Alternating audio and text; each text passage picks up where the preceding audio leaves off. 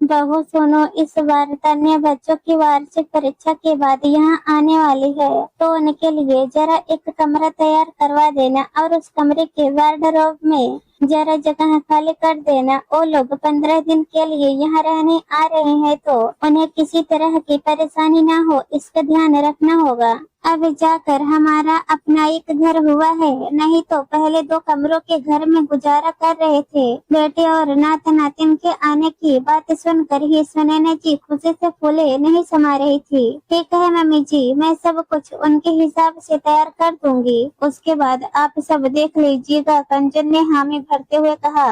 कंचन सब काम करने के बाद सुनैना जी को देखने के लिए बुला लाई। ये सब क्या है कंचन, तुम्हारे कमरे में जगह कम पड़ गई है क्या, जो अपना सामान भी इस कमरे में रख रही हो? और देखो जरा, पूरी अलमारी में ये 2 रैक बस खाली किए हैं तुमने। कम से कम इतना तो करो कि मेरी बेटे को भी अपने घर सा एहसास हो। सुनैना जी कहते हुए कंचन के कुछ कपड़े और 1-2 बैग निकाल कर बाहर कर दी। कंचन उन्हें उठाकर अपने कमरे में ले गई और किसी तरह भरी पड़ी अलमारी में ठोस दिया। 2 दिन बाद ही तान्या अपने बच्चों के साथ घर आ गई। उसके बाद तो सुनैना जी बस बैठे बैठे बहू से ये करो वो करो करती जा रही थी। कंचन भी सब कुछ खुशी खुशी कर रही थी। वो अपने मायके में बहुत बार ऐसी हालातों को देख चुकी थी कि ननद भाभी के बीच कई बार एक माँ सास की भूमिका में बहुत भारी पड़ जाती है। इसलिए उसने सोच रखा था कि वो अपने ऊपर ऐसे किसी आरोपों को आने नहीं देगी। सुनैना जी भी बहुत खुश थी कि बहू अपनी भाभी और मामी की भूमिका निभाने में कोई कसर नहीं छोड़ रही। तान्या हर दिन कहीं ना कहीं निकल जाती, बच्चों को घर पर छोड़कर वो अपनी दोस्तों को मिलने जाती, नहीं तो कभी मॉल जाकर अपना समय व्यतीत कर रही थी। तान्या को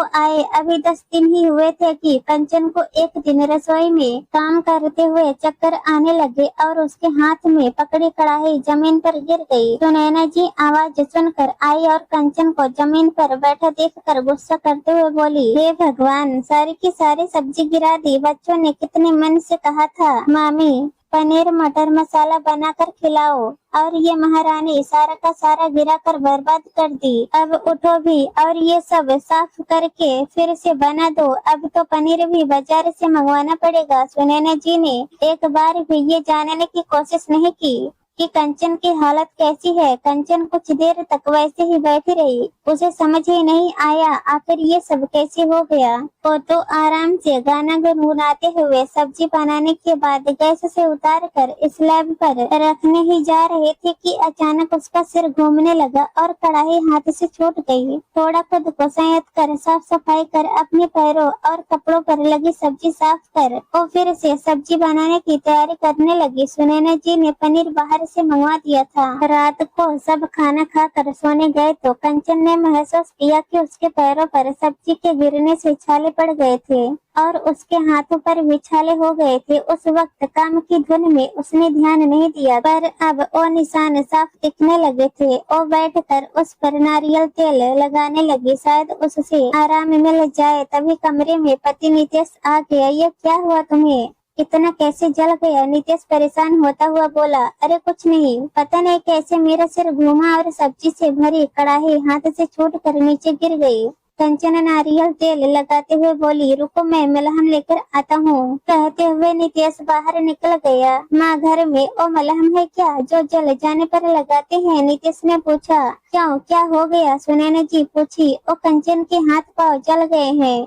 आज गर्म सब्जी गिर गई थी। नितेश जो इन बातों से अनजान था कि सुनैना जी सब जानती है, वो बोल पड़ी, एक तो पूरी सब्जी बर्बाद कर दी और अब महारानी के हाथ पैर जल गए। ये सब ना तेरी पत्नी के नाटक है। कहाँ तू इन सब पर ध्यान दे रहा है? हम औरतों के साथ ये सब होता रहता है। सुनैना जी लापरवाही से बोली, माँ मेरी पत्नी की जगह आपकी बेटी होती तो कितनी आसानी से आप ये बोल रही है तेरी पत्नी की नाटक। नाटक तो तान्या दी ने किया था, याद है? ओ जब शादी के बाद घर आई थी, आपने कितने प्यार से बोला था, तान्या चाय बना दे के क्या बेटा, बहुत सिर दर्द कर रहा है। तब दीदी ने कैसे गुनगुनाते हुए कहा था, क्या माँ, अब तो काम मत करवाओ। फिर भी आपके आग्रह पर वो चाय बनाने गई और गर्म चाय हाथ पर गिरने की बात कही, जिसके बाद आपने कभी उनसे रसोई का काम करने को नहीं कहा। वो बाद में मुझे कह रही थी, नितेश माँ कितनी भोली है ना, मैं काम नहीं करना चाहती तो हाथ जलने की बात, क्या कि उन्होंने मुझे अब कोई काम करने से ही मना कर दिया है। मैं ये बात कभी कह नहीं पाया, पर आज आपके मुंह से ये सब सुनकर सच में बुरा लग रहा है, कहता हुआ नितेश माँ के कमरे से निकल गया। दूसरे दिन उसने कंचन से साफ कह दिया था कि आज रसोई का कोई काम नहीं करोगी, हाथ में छाले पड़ गए हैं और तुम सबको खुश करने में लगी हो। ये भी नहीं कहती कि मुझे दर्द हो रहा है। किस मिट्टी की बनी हो यार तुम। आप इतना गुस्सा क्यों कर रहे हैं? माँ और दीदी क्या सोचेंगे? वो आई है तो मैं बहाना करके बैठ गई, कंचन ने कहा। कंचन बस करो, मैं माँ से बात कर लूंगा, तुम आराम करो, कहते हुए नितेश कंचन को बिस्तर पर लिटाने को हुआ। तभी उसको फिर से ऐसा लगा जैसे सिर घूम रहा है और सिर पर हाथ रखी। तब नितेश ने पूछा, तबीयत ठीक तो है? नहीं तो चलो डॉक्टर को दिखा लो। अरे बस थोड़ी कमजोरी सी लग रही है, ठीक हो जाऊंगी। लग रहा समय पर खाना नहीं खाने से ऐसा हो रहा है, कंचन लापरवाही से बोली। नितेश उसकी एक नहीं सुना और उसे अस्पताल ले जाने लगा। कहाँ जा रहे हो तुम दोनों? दोनों को बाहर जाते देख सुनैना जी ने पूछा। माँ, इसको चक्कर आ रहे हैं, वही दिखाने ले जा रहा हूँ। पता तो चले आखिर ये सब क्यों हो रहा। नितेश ने कहा, अरे भाई, मेरे आते ही तेरी पत्नी की तबीयत खराब हो गई। पीछे से तान्या ने कटाक्ष किया। दीदी, आप और मम्मी मिलकर आज खाने का देख लो, मैं आता हूँ। नितेश तान्या की बात सुन दुखी जरूर हुआ, पर उसे नजरअंदाज कर बाहर निकल गया। जब दोनों डॉक्टर को दिखा कर लौटे तो खुशी से चेहरे चमक रहे थे। क्या कहा डॉक्टर ने? घर में घुसते ही सुनैना जी ने पूछा।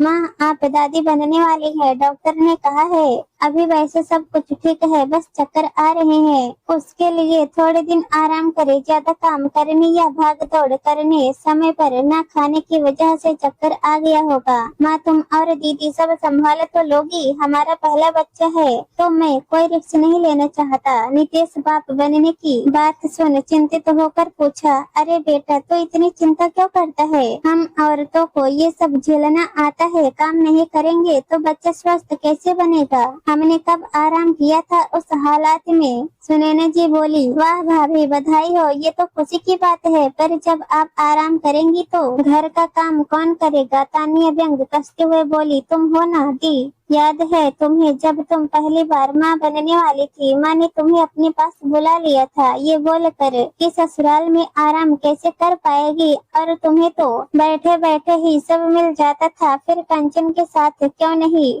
क्यों माँ, तुम जैसे बेटे के साथ व्यवहार की वैसे ही बहू के साथ भी करोगी ना, या मेरी पत्नी के नखरे? कहकर नितेश ने भी व्यंग करते हुए कहा, अरे नहीं बेटा, दादी बनने वाली हूँ, अब तो बहू को पलकों पर बिठा कर रखूंगी। चलो पहले तुम दोनों भगवान के सामने हाथ जोड़कर आशीर्वाद तो ले लो। सुनैना जी समझ गई थी अब बेटा पत्नी के लिए कुछ नहीं सुनेगा, और अगर वो उसके खिलाफ हो गई तो कहीं बेटा उनसे ही न चिढ़ जाए। वो भी ना कैसी मानसिकता लेकर बैठी हैं, बहू और बेटी के दर्द में भेद करने चली हैं, जबकि जानती हैं बहू सदा उनके साथ रहेगी, बेटी तो आती जाती रहेगी। सुनैना जी ने कंचन का पूरा ख्याल रखने का मन बना लिया ताकि बेटा ये ना कह सके, माँ, मेरी पत्नी की जगह आपकी बेटी होती तो